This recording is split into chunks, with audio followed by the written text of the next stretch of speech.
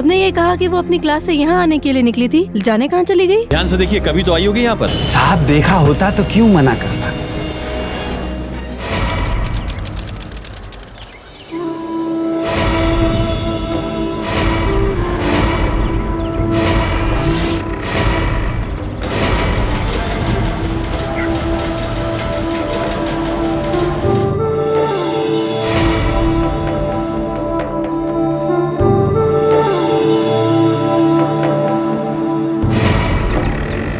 पापा बिल्कुल टेंशन मत लीजिए आप, मैं एकदम ठीक हूँ। बेटा तेरी रिसर्च कैसी चल रही है? मजा तो आ रहा ना तुझे? हाँ पापा, फाइन आर्ट्स की रिसर्च के लिए मेरे लिए खुर्जा से अच्छी जगह हो ही नहीं सकती थी। यहाँ के स्कल्पचर्स, यहाँ का कल्चर, मैं इतनी खुश हूँ पापा यहाँ पर। इस जगह की जितनी तारीफ करूँ उतनी ही कम है। Good, very good. अच्छा ये बता बेटा, तू यहाँ कब आ रही? हाँ दीदी, अब आ भी जाओ ना, हम आपको बहुत मिस करते हैं। हाँ मंजू, मैं अगले ही हफ्ते मथुरा आ रही हूँ। तब तक तो थोड़ा मुझे और मिस कर ले। और सुन, मैंने तेरे लिए चाइना क्ले की एक बहुत सुंदर पॉटरी ली है। तुझे पता है, पूरे मार्केट में सिर्फ एक शॉप पर एक ही पीस अवेलेबल था और वो मैंने तेरे लिए लिया है। थैंक यू दीदी। बेटा ये मंजू तो दिन रात तेरी रट लगाए रहती है।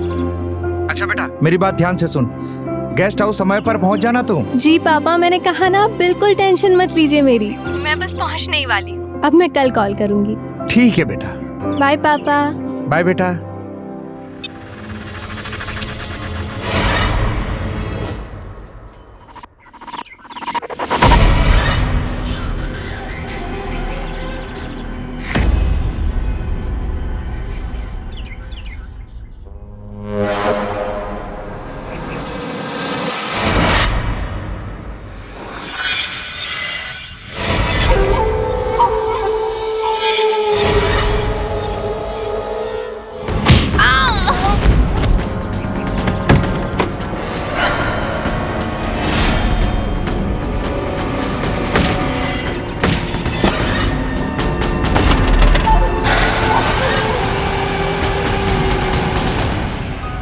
नमस्कार, मैं पूजा गौर सावधान इंडिया यूपी फाइट्स बैक में आप सबका स्वागत करती हूँ। बेहतर भविष्य और अच्छे करियर की खातिर स्टूडेंट्स अक्सर अपने घर से दूर दूसरे शहर में जाकर पढ़ाई करते हैं। जाहिर है कि ऐसे में माँ बाप का अपने बच्चों के लिए फिक्रमंद होना लाजमी है, लेकिन ये फिक्र तब और बढ़ जाती है जब घर की बेटी दूसरे शहर जाकर पढ़ाई कर रही हो। मथुरा की छात्रा सांची गुप्ता भी अपने घर से दूर उत्तर प्रदेश के शहर खुर्जा में आर्ट्स की पढ़ाई कर रही थी।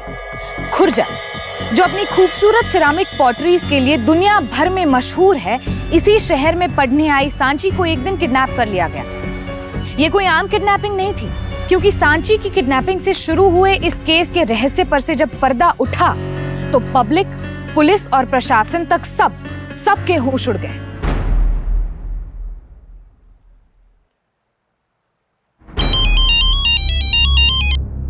हेलो भाई साहब, सांची अभी तक घर नहीं आई। क्या? मैंने उसका फोन भी मिलाया पर उसका स्विच ऑफ जा रहा है। घर नहीं पहुंची मतलब? शाम को तो उससे मेरी बात हुई है, उसने कहा था कुछ ही देर में वो गेस्ट हाउस पहुंचने वाली है। ऐसा कैसे हो सकता है? नहीं आई अभी तक। पहले ऐसा कभी नहीं हुआ। मुझे तो बड़ी फिक्र हो रही है उसकी। मैं देखता हूँ।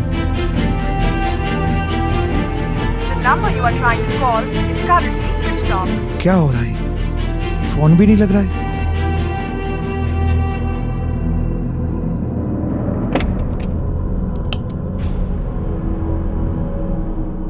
पापा, क्या बात है? बेटा, सांची के गेस्ट हाउस से नलिनी जी का फोन आया था। सांची अभी तक गेस्ट हाउस नहीं पहुंची है और उसका फोन भी स्विच ऑफ आ रहा है। पर कल शाम को ही तो बात हुई थी दीदी से। खुर्जा जाना होगा बेटा।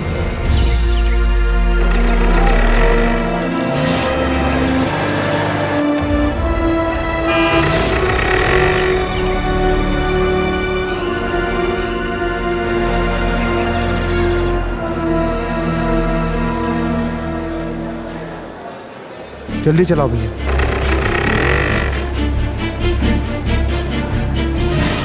क्या हुआ उसे? नहीं लग रहा है पापा।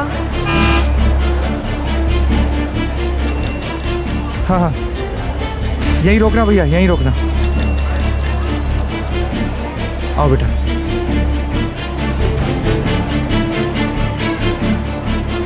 चलो बेटा। मुझे तो कुछ भी समझ में नहीं आ रहा भाई साहब। रोज शाम को 6-7 बजे तक आ जाया करती थी। उसकी सहेलियों से भी पता किया, लेकिन सबने ये कहा कि वो अपनी क्लास से यहाँ आने के लिए निकली थी। जाने कहाँ चली गई? हाँ अंकल, मामा ने कहा तो मैंने सांची को ढूंढने की कोशिश भी की, लेकिन उसका कहीं कुछ पता नहीं चला। सब कुछ ठीक ठाक था ना उसके साथ? मेरा मतलब सांची को कोई परेशानी तो नहीं थी? एकदम हंसमुख बच्ची थी। अपनी रिसर्च को लेकर भी काफी खुश थी वो, और उसके यहाँ रहने से हम सबको भी बहुत मन लगता था। हाँ अंकल, ना ही किसी से कोई लड़ाई, ना ही कोई झगड़ा, न जाने क्या हुआ। पापा। हाँ दीदी ठीक तो होगी ना? हाँ बेटा, ठीक होगी। तो आप मथुरा के रहने वाले हैं? जी। और आपकी बेटी? जी, खुर्जा में पोल्ट्री पर रिसर्च कर रही है वो। आपके मुताबिक आपकी बेटी कल से लापता है। जी। आपने अपने सभी रिश्तेदारों को फोन किया, कुछ पता नहीं चला? जी। उसके दोस्तों यारों को फोन किया आपने? जी, सबसे पता किया, कुछ पता नहीं चला। कल शाम को 6 बजे के आसपास मेरी उससे बातचीत भी हुई थी। उसने कहा था कि वो गेस्ट हाउस पहुंचने वाली है। उसके बाद उसका कुछ पता नहीं चला। फोन भी स्विच ऑफ आ रहा है। रूटीन के मुताबिक तो 6-7 बजे के आसपास गेस्ट हाउस पहुंच जाती है वो। मेरी कुछ भी समझ में नहीं आ रहा है क्या हो रहा है। देखिए कैलाश बाबू, ये किडनैपिंग का केस नहीं है। अगर किडनैपिंग का केस होता तो अब तक आपको फिरौती का कॉल आ गया होता।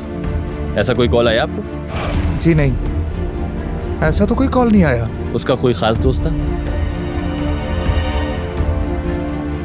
मेरे कहने का मतलब है कि उसका कोई बॉयफ्रेंड था? नहीं, मेरे ख्याल से ऐसा कुछ भी नहीं था। जी नहीं सर, अगर ऐसा कुछ होता तो दीदी सबसे पहले मुझे ही बताते। ठीक है, मैं एक काम करता हूँ, मैं मिसिंग की एक एनसी लिख लेता हूँ। एक बात बताइए, आपके पास उसकी कोई लेटेस्ट फोटोग्राफ है? जी। जी। बेटा फोटो दे। ये लीजिए। ये लीजिए। आपने बताया था आपकी बेटी से आपकी बात आखिरी बार 6 बजे हुई थी? जी। शर्मा, लास्ट कॉल की लोकेशन ट्रैक करो, इस फोटोग्राफ्स को सभी पुलिस स्टेशन भेज दो। Right sir.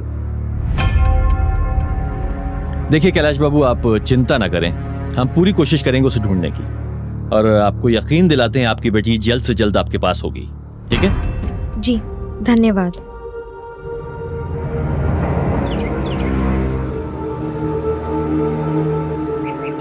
पापा। हाँ बेटा। कहीं दीदी को कुछ नहीं होगा बेटा। दीदी को, दीदी बहुत जल्दी मिल जाएगी। और फिर इंस्पेक्टर साहब ने भी तो यही कहा है कि सब ठीक होगा। तुम देखना, सांची बहुत जल्दी हमारे साथ होगी। हाँ?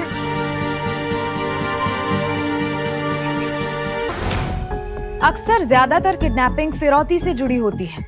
जान के बदले में मोटी रकम की मांग करने वाले अपहरणकर्ता रैंसम कॉल के जरिए परिवार वालों का संपर्क साधते हैं और मोटी रकम की मांग करते हैं। इसके अलावा किडनैपिंग की दूसरी बड़ी वजह होती है दुश्मनी। बदले की भावना से किया गया ऐसा किडनैपिंग बेहद खतरनाक होता है, क्योंकि ऐसे केसेस में किडनैपर पैसों से ज्यादा रंजिश को तरजीह देता है। पर सांची के परिवार को ऐसा कोई कॉल नहीं आया था, और यही इस केस की सबसे बड़ी पेचीदगी थी कि ना तो इस किडनैपिंग की कोई वजह साफ थी और ना ही इस किडनैपिंग से जुड़ा कोई भी सुराग पुलिस के हाथ लगा था।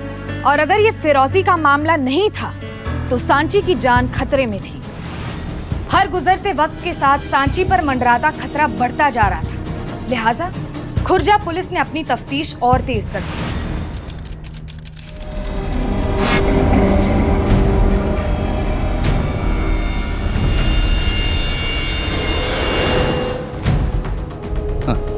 सर ये देखिए, इसका प्रिंट आउट देना। जी सर।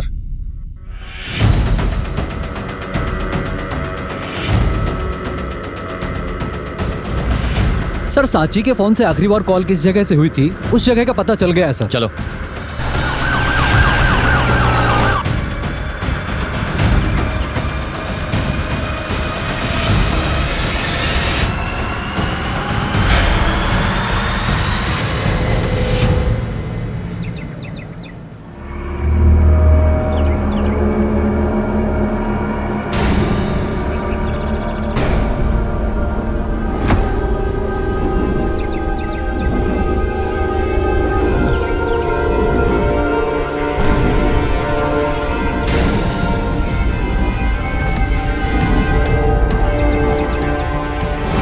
सर ये मोबाइल। ये तो मेरी बेटी का मोबाइल है। ढूंढो, इसका सिम यहीं कहीं होगा पास। Right sir. ओके।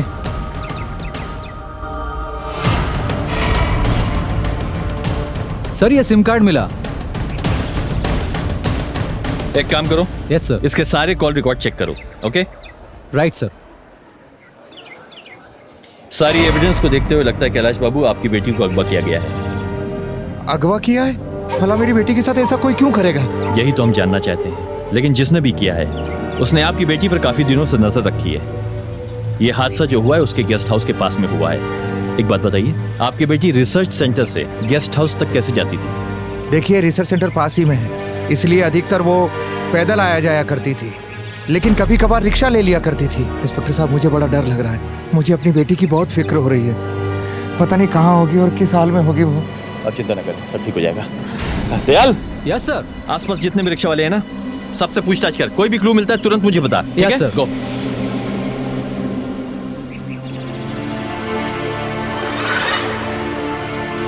ये दीदी मेरे लिए लाई थी। और सन, मैंने तेरे लिए चाइना क्ले की एक बहुत सुंदर पॉटरी ली है।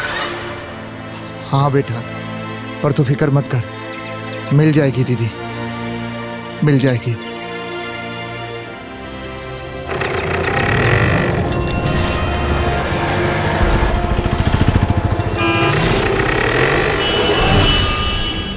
पुलिस ने साची के लापता होने के बारे में इलाके के सभी रिक्शा वालों से पूछताछ की।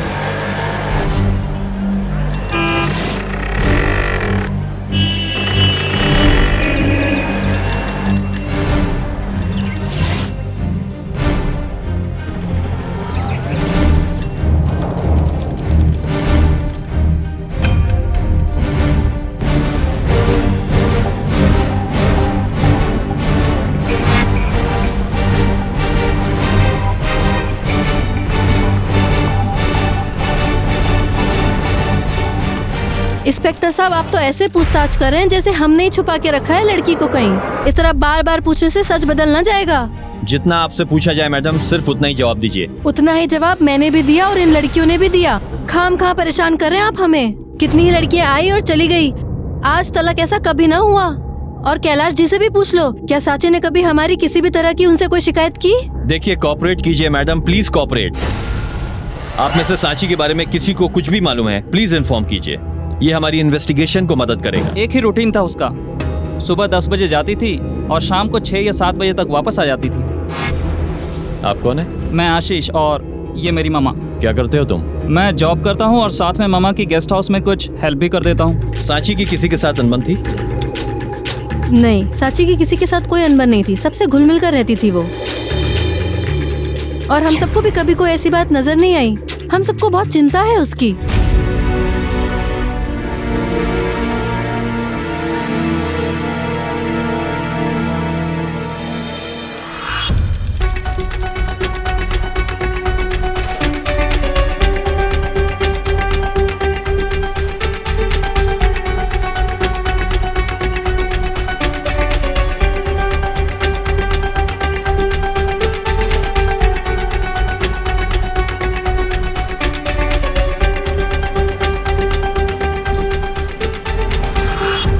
यहाँ तो कुछ नहीं मिला सर। कैलाश बाबू, मैं आपकी फीलिंग्स को अच्छी तरह से समझता हूँ, लेकिन याद रखिए कि हर जुर्म कहीं ना कहीं एक सबूत छोड़कर जाता है। वो सबूत मेरी नजरों से देर तक दूर नहीं रहेगा, आपसे वादा करता हूँ।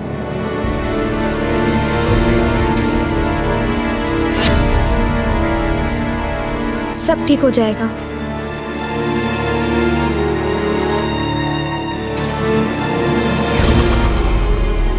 सर, इस फोन पे लास्ट सिग्नल 5:50 का है। इसके बाद का कोई रिकॉर्ड नहीं है सर। क्योंकि उसके बाद उस फोन को डिस्ट्रॉय कर दिया गया था। साची के फोन रिकॉर्ड से क्या पता लगा? सर, साची के फोन रिकॉर्ड से साफ पता चल रहा है कि वो अपने घर वालों से ज्यादा बात करती थी।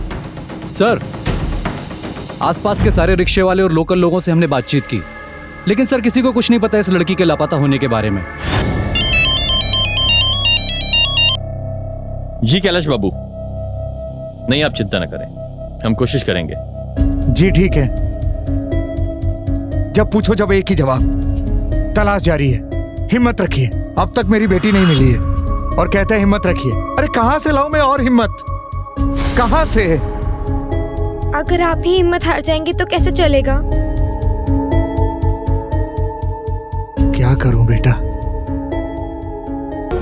सांची तक पहुंचने के लिए पुलिस हर मुमकिन कोशिश कर रही थी, लेकिन अभी तक ना तो कोई ठोस सबूत उनके हाथ लगा था और ना ही कोई चश्मदीद। तहकीकात के लिहाज से पुलिस के आगे सबसे बड़ी मुश्किल ये थी कि उनके शक के दायरे में भी कोई नहीं था। सर इस केस में ना तो किसी लड़के का चक्कर है ना ही किसी फिरौती का, तो सर आखिर ये माजरा है क्या? जब ऐसी नौबत आ जाए ना दयाल, तो हमें एक बार फिर से शुरुआत से ही शुरू करना पड़ता है।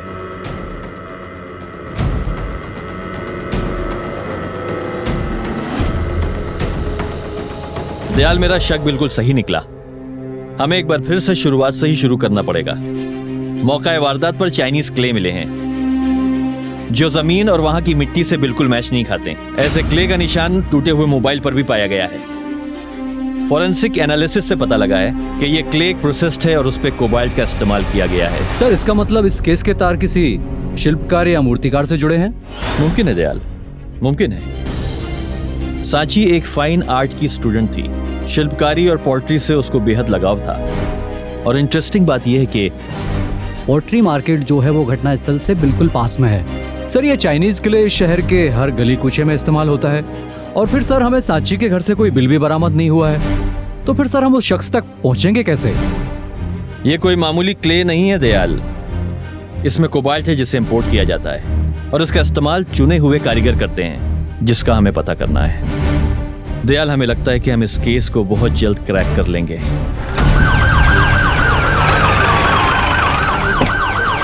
सर ये वही 5 दुकान है जिसको हमने आइडेंटिफाई किया है जहां ये कोबाल्ट वाली क्ले का इस्तेमाल होता है। इस फोटो को ध्यान से देखो। कभी तो आई होगी ये लड़की यहाँ पर? नहीं साहब, नहीं देखा इसे हमने। पर साहब आखिर हुआ क्या है? इसे अगवा किया गया है।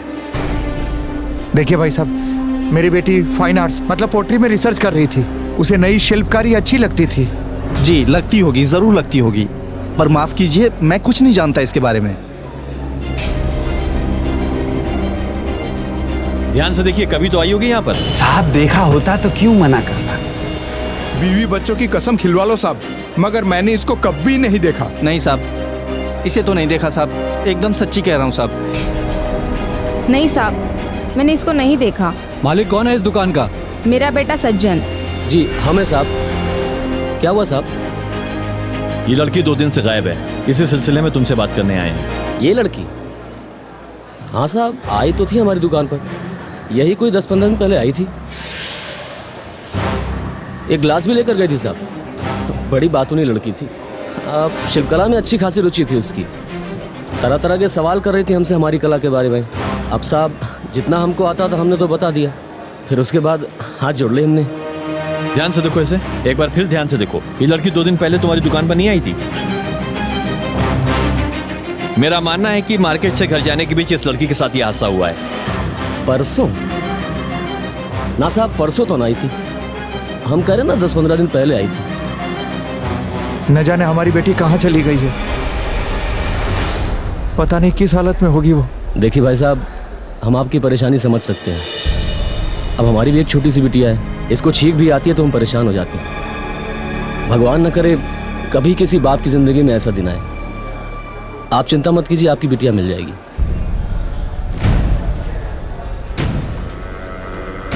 दयाल, एक काम करो। Yes sir. इन सब की कुंडली निकालो, पता करो और कोई है जो इन क्ले में डील करता है। हमारी नजर से कैसे बच गया वो? हाँ राइट सर।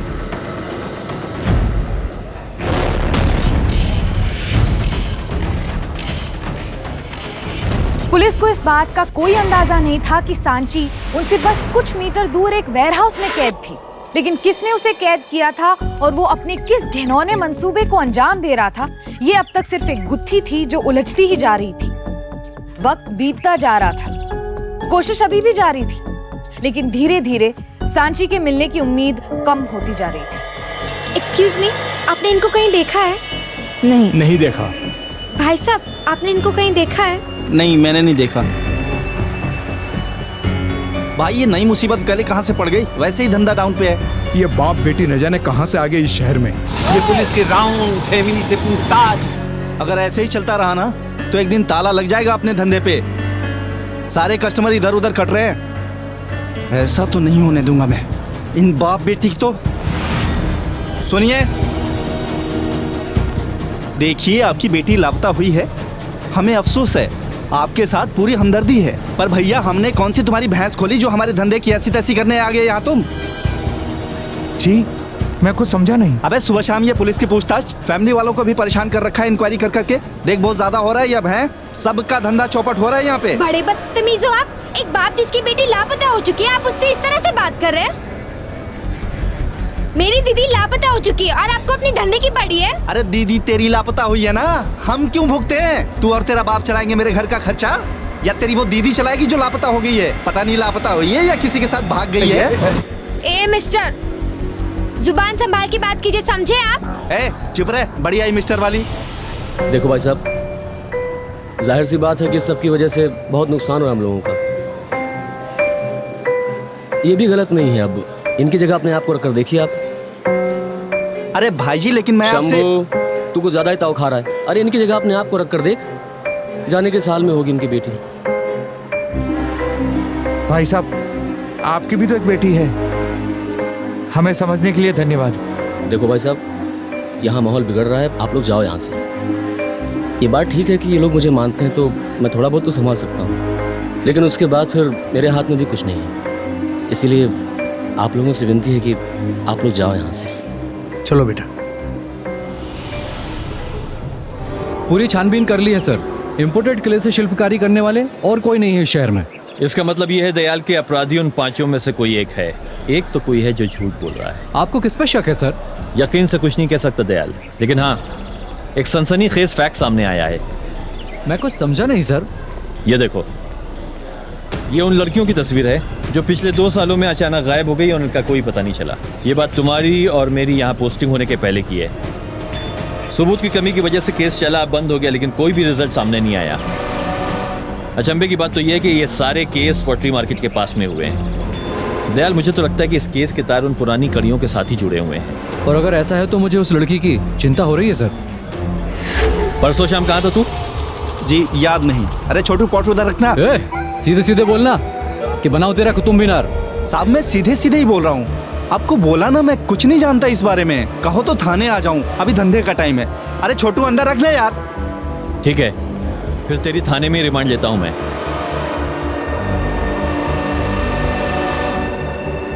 देखो यार, इसे कहीं देखा है? नहीं मैंने नहीं देखा इसको। ठीक से देखो, कहीं तो देखा होगा। अरे कब तक चलता रहेगा ये सब? आपका तो नाम है, जान पहचान है, कुछ करिए ना हम लोगों के। या फिर भूल गए हम सबको? एक बेटी की बात है, ये भी नहीं भूला। मतलब कुछ नहीं करेंगे आप?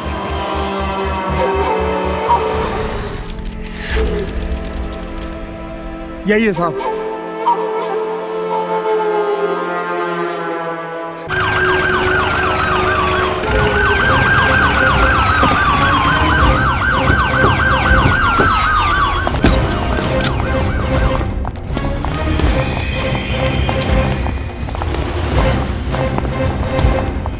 उधर देखो, ऊपर देखो, ऊपर।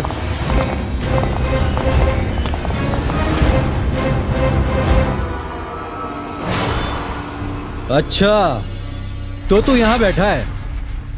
चल, तेरी करता हूँ खातिरदारी। चल सर, ये रहा, पकड़ा गया।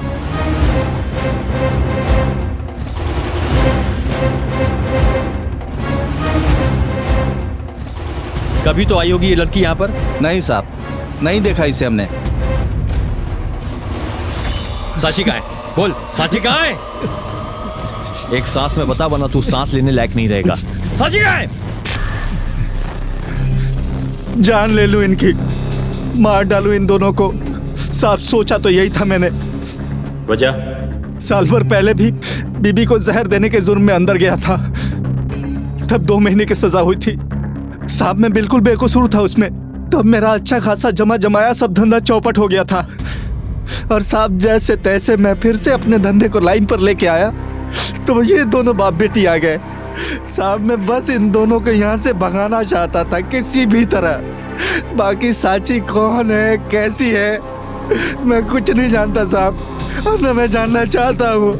सर ऐसे नहीं उगलेगा ये। गुलबाज से।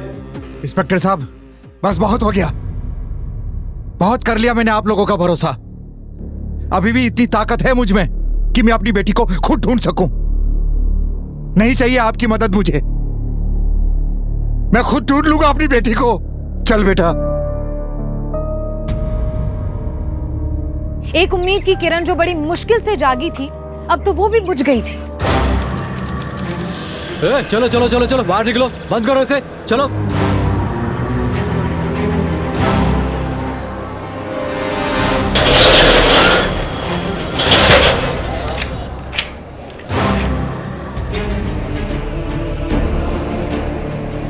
कैलाश अपनी बेटी सांची को खुर्जा की गलियों में ढूंढने का भरपूर प्रयास कर रहे थे, लेकिन उन्हें कहीं कोई आशा की किरण नजर नहीं आ रही थी।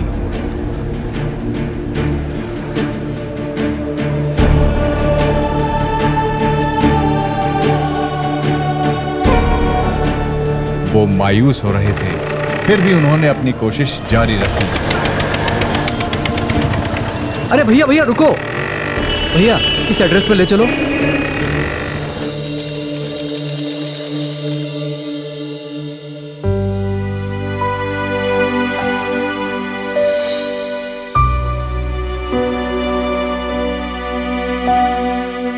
चॉकलेट्स।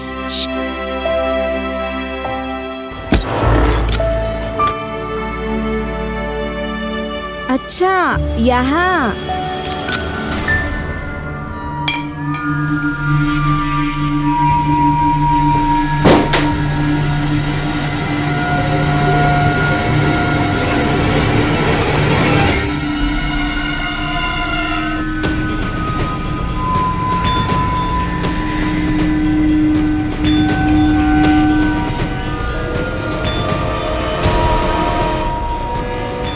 तुझे पता है, पूरे मार्केट में सिर्फ एक शॉप पर एक ही पीस अवेलेबल था।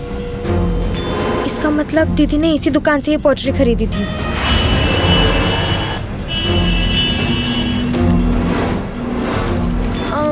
आपके हस्बैंड कहाँ हैं? I mean सज्जन जी। उन्हें बुलाया, मुझे उनसे कुछ अर्जेंट काम है। वो तो घर पे है।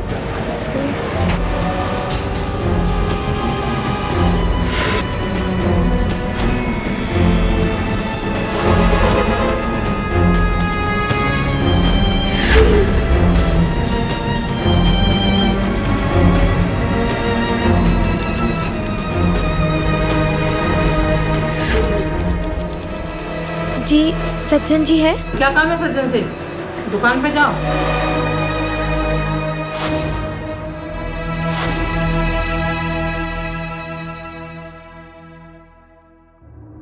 दीदी का और इतनी लड़कियों का फोटो यहाँ पर?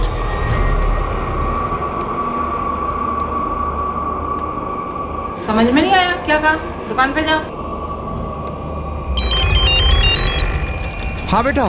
पापा, साची दीदी के किडनैपर के बारे में पता चल गया है। अच्छा, कहाँ? आप एक काम करिए, आप पोट्री मार्केट आ जाइए। मंजू, मंजू, रुको रुको रुको, चलो चलो। फोन भी नहीं लग रहा है, न जाने कहाँ होगी।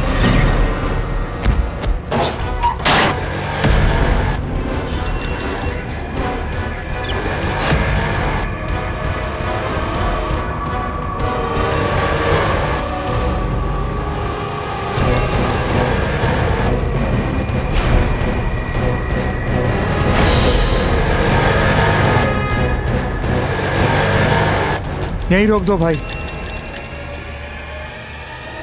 ओ बाबूजी, किराया तो दे दो। क्या बात है बाबूजी, बड़े परेशान लग रहे हो। ये फोटो किसकी है? ये मेरी बेटी की फोटो है। कई दिनों से लापता है, कुछ भी पता नहीं चल रहा है। और अब तो छोटी बेटी भी न जाने कहाँ चली गई है, कुछ भी पता नहीं चल रहा है। बाबूजी, इसे मैंने देखा है। क्या क्या बोला? मैंने देखा साहब, उस दिन एक आदमी लड़की को गाड़ी में डाल रहा था। ए, लड़की को कौन ले जा रहा है?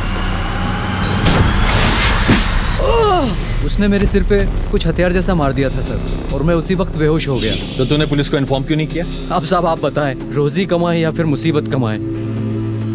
आज ये बाबूजी मिले साहब, इनका दुख हम पे देखा नहीं गया साहब। हमने सोचा आज मुसीबत ही कमा लेते हैं।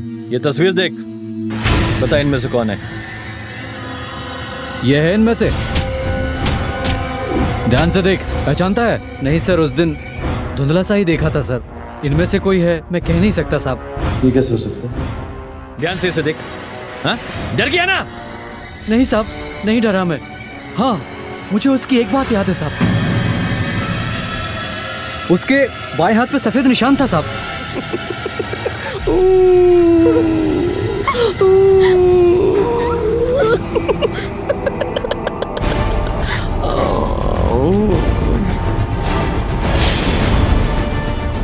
आज ही डॉक्टर बदलो इसका। आज जुकाम है, कल बुखार हो जाएगा तो। मिल गया। दयाल। Yes sir. एकदम अपनी बहन की तरह प्यारी, मासूम।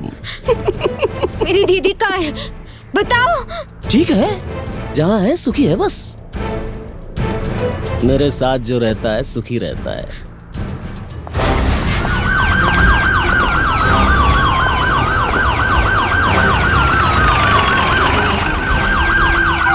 सब छोड़कर जाना चाहता है मुझे, सब छोड़ देते हैं मुझे। मैं तुम्हें छोड़कर नहीं जाऊंगी, तुम्हारे साथ ही रहूंगी।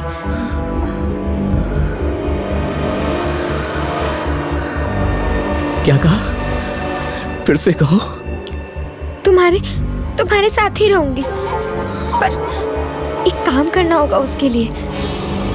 मुझे मेरी बहन से मिलवा दो, सिर्फ एक बार प्लीज। फिर तुम जो कहोगे ना, मैं वैसे ही करूंगी। हाँ, हाँ।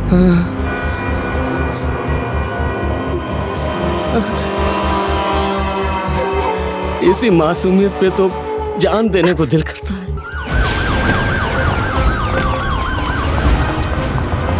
नहीं साहब, ये सब झूठ है। ऐसा नहीं हो सकता साहब। ऐसा कुछ भी हो सकता है। आपके बेटों को देखते ही गोली मारने का आदेश है, जानती हैं आप? उसे गोली मत मारना साहब, मैं मर जाऊंगी साहब।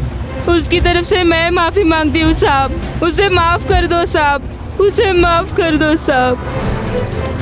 तुझे तो मैं हीरे की तरह संजो कर रखूंगा अपने पास।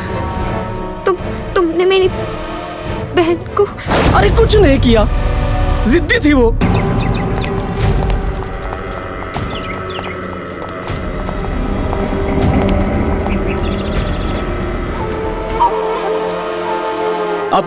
अब तुम जिद मत करो।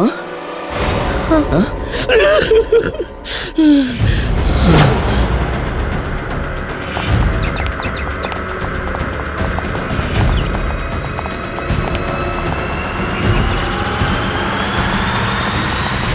मुझे धोखा दिया, मुझे धोखा दिया, मार दूंगा मैं तुझे।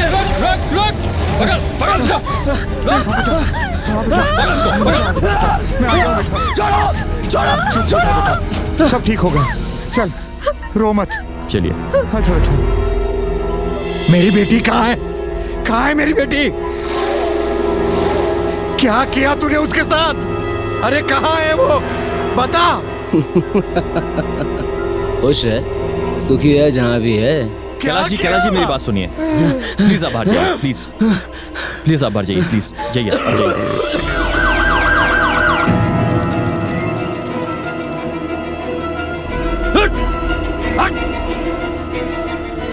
शादी के बाद अपनी बीवी से सुख ना मिला हमको, तो जवान जवान लड़कियों में खूबसूरती ढूंढने लगा। अगर प्यार से मानती तो ठीक था, नहीं तो क्या करता था उनके साथ? तो मार देता था। अरे तो क्या करता? काम का बोझ बन जाती। यही उनको खूबसूरत बनाता था और यही उनके वजूद को मिटा देता था। जाओ जाओ ढूंढो अपनी साची को, देखो यहीं कहीं होगी। जाओ आओ ढूंढो, आओ साहब ढूंढो, ढूंढो साहब, आओ ढूंढो। हैं? होगी इसी राख में कहीं तुम्हारी साची। जाओ।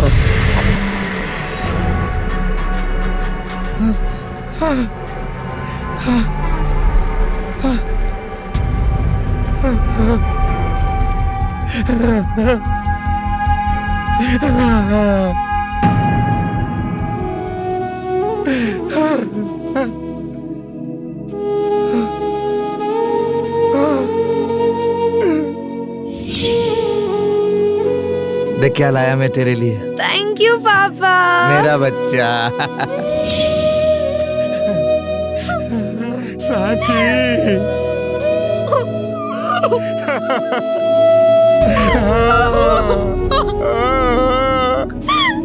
सज्जन जैसा शातिर सीरियल किलर कैलाश गुप्ता की मदद, पुलिस की कड़ी छानबीन और मंजू के साहस की बदौलत पुलिस की गिरफ्त में है। उसने जिस घिनौने और शर्मनाक गुनाह को अंजाम दिया था, उसे जानकर हर कोई दंग रह गया। ऐसे दरिंदों के लिए सख्त से सख्त सजा भी कम है।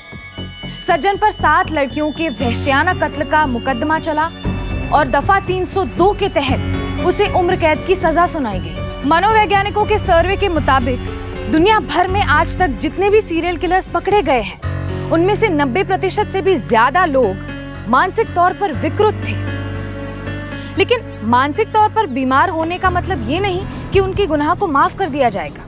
सज्जन भी एक ऐसी ही विकृत मानसिकता का आदमी था जो साफ तौर पर समाज के लिए एक जीता जागता खतरा था। गलती उसकी माँ की थी, जो उसकी बीमारी के बारे में जानती थी लेकिन कभी इलाज नहीं करवाया और ना ही शर्म के बारे में किसी को बताया। नतीजा, सांची जैसी 7 लड़कियां उसकी वहशत का शिकार बनी।